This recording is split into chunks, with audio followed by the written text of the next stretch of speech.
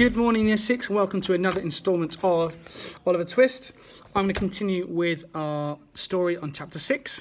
Remember, the last chapter we learned that Oliver was arrested for a crime that he did not commit. It's actually the Artful Dodger and Mr. Bates. He got arrested, taken to the magistrate, but as we remember, Mr. Brownlow was upset by this and said, no, Oliver's innocent, it's not him. And in the end, he took him home to look after. So, Chapter 6, in which Oliver meets with kindness. Sitting by the stove, warming a tankard of ale, Fagin heard a low whistle, then footsteps on the stairs. Strange.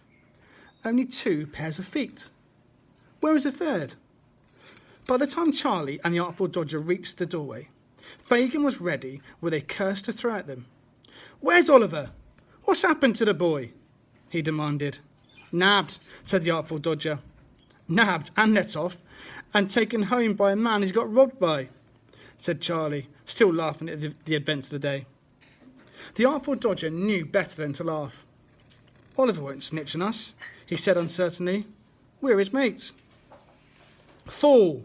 In his rage and panic, Fagin threw the tankard of ale. Dodger ducked, and the tankard flew through the doorway and struck the wall, spilling its contents over someone on the stairs.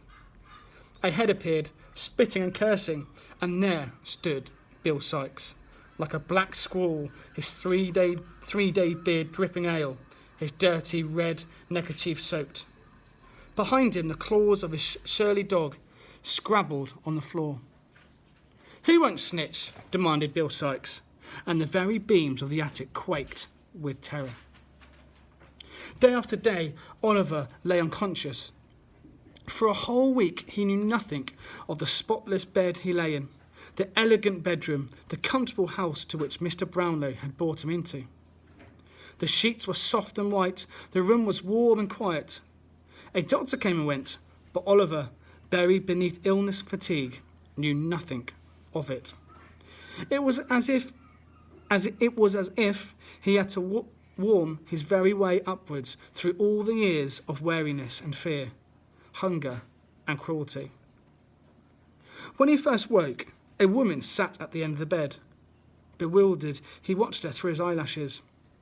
When she saw his eyelashes flicker, however, Mrs. Bedwin did not come at him with a big knife or a curse or even pounce. She simply burst into tears of joy. "Bless you, awake at last. We were so worried. Wait till I tell the master." There was broth to eat and more for the asking. There was warm water to wash in. There was even clean nightshirts to wear. When he was stronger, Oliver learned to play cribbage with Mrs. Bedwin, the housekeeper. At last, Mr. Brownlow sent for him, and Oliver was taken down to the library, a room lined from floor to ceiling with all manner and sizes of rich smelling books. Oliver gazed around him, noting everything in the room. The shine of polished wood, the slow drip-drop of the clock, the fresh flowers in a vase, the pictures on the wall. One picture in particular held his eye. It was of a young woman, pale and pretty, with a small face, large eyes, and a head of golden hair. For some reason, it made Oliver's heart pound. His eyes filled with tears. "Whatever is the matter, boy?" asked Mr. Brownlow in distress. There. Let's get you back to bed." "That picture," said Oliver. "The lady has such a sweet face." His cheeks grew hot, his head swam. The next time Oliver entered the library, he looked at once for that picture of the lady. But it was gone. "The master feared it upset you in some way," said Mrs. Bedwin. "Oh, no, it didn't. In fact, it made me very, very happy." "Then you must get fit and well," said Mrs. Bedwin, stroking his hair, "and that picture can be hung back up."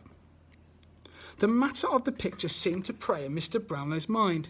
He spent a lot of time brooding about times long gone and became quiet, almost sad.